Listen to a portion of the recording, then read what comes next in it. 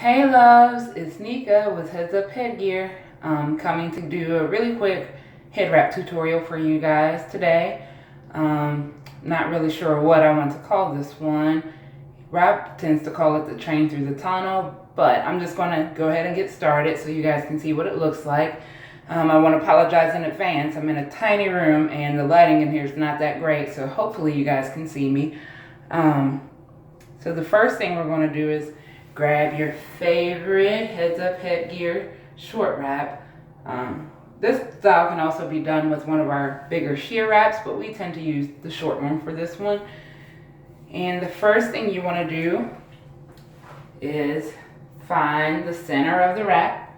When you have a new one, there's usually a giant pleat right down the middle, but if it's a little bit older like mine, you just want to gauge it out. And just do the best you can to find the middle. So next, we're going to measure about shoulder width apart because that is about the circumference of your head.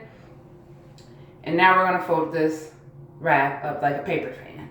So I'm going to turn around so you guys can see it, but you can lay this down and just like fold it back and forth and that'll be fine. But what I do when I'm standing up is I just kind of tip my fabric back a little bit with my fingers and then pinch it with my thumbs. So just tip it back and then pinch. Tip it back and then pinch. But as you can see, all I'm doing is making a series of little pleats. So you can find your own way to pleat it. The only thing that you want to worry about is you want to leave about 1.5 inches from the bottom. The flat edge is the important part. So this style starts from the back. And you always want to start lower than what you're going to wear. So I'm going to start pretty low around the nape of my neck. And then you also want this off center. So I have it on center right now, and I'm going to slide it off center a little bit because I want one side to be a little bit longer than the other one. The long side is the side that I'm actually going to do my work with. So I'm going to start low and then kind of come high, and I'm going to take the long side and cross it under the short side. So now, remember, this is the longer side, and this is the side I'm going to be doing my work with. So I'm going to act like I'm going to tie a 1/2 hitch. So I'm going to take the long side and go under the side that was the shorter side, but instead of pulling it all the way through,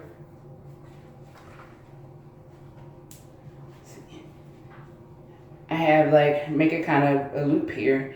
And I'm not going to pull this all the way through like I would if I was tying a regular knot. I'm just going to put my finger in here and then pull on the short side to tighten it up.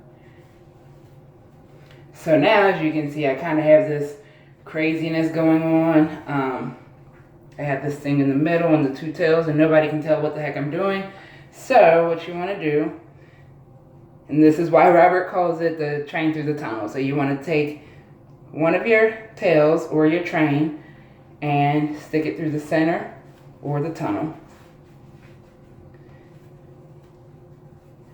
So now that I got that through the middle, I'm just going to follow my tail, and wherever it ends, find some place to tuck it.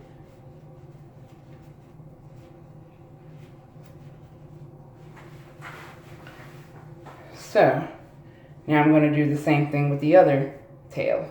So I'm going to take my train and send my train through the tunnel. And then just like I did with the other tail, I'm just going to find a place to tuck it. Now it doesn't matter where your tails end. Sometimes you might do it and they end towards the front, or maybe they go further in the back. Doesn't matter, you just want to find a place to tuck it. So now I'm going to take this little centerpiece and spread it open.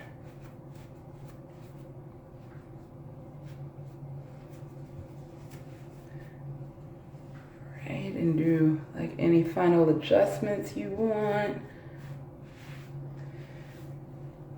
And once you get it all wrapped, you can slide it to the side if you want.